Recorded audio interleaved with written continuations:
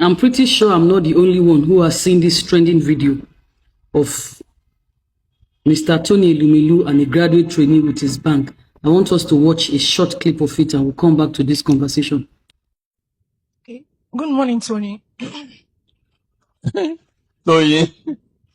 I said good morning, Tony. Okay, no, you won't call me Tony. I'm not those people. You call me Mr. Elumelu or Theory. Now, while some persons are arguing whether she was technically right or wrong, I see a different picture totally. For me, it's conversations around the intelligences, emotional intelligence, social intelligence, environmental intelligence, and social capital.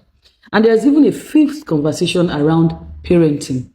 Now, I've spent years in the corporate world, and I can tell you for free that workplace culture in principle is different from workplace culture in practice. For instance, your organization may say, we call everybody by their first name here. Very fine, but my dear, use your sense. You must understand the environment you are operating in. That is you being environmentally intelligent. You want to know the culture.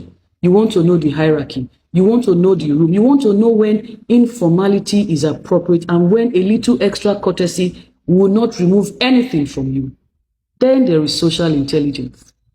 You don't have to like someone to show respect, particularly in our African context. Respect still matters. Forget all those whatever you say people are doing now. For me, a good morning, sir, would have been more appropriate and would not have reduced from that girl's salary. Mr. Tony Elumelu is not her mate, even old enough to be her father. Now, there is emotional intelligence. One of my concerns, particularly for young people when they enter into the workforce, is that they arrive with chips on their shoulders, they are qualified, they are confident, and sometimes they even have their heads in the cloud.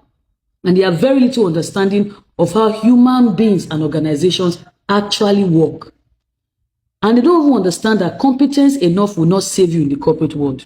You need to know how to read people, manage yourself, understand power dynamics, and recognize when something may be technically or culturally permitted, but it will also create the wrong impression about you.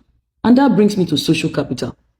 Your career, guys, for those who are watching this, it's not built only on your certificates or KPIs. It's also built on relationships, reputation, goodwill, and how people experience you. People are the ones that will recommend you when you are not in the room.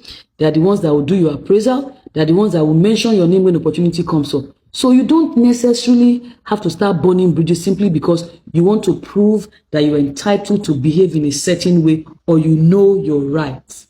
And finally, parenting.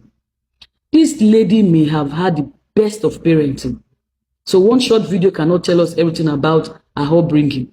But there's still a lesson for us as parents, those of us raising children in this generation.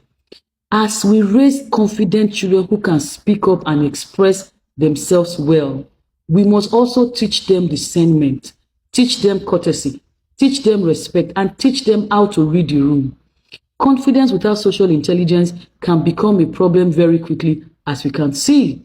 And to every young person entering the workforce, please understand this early. Your qualification may get you in the room.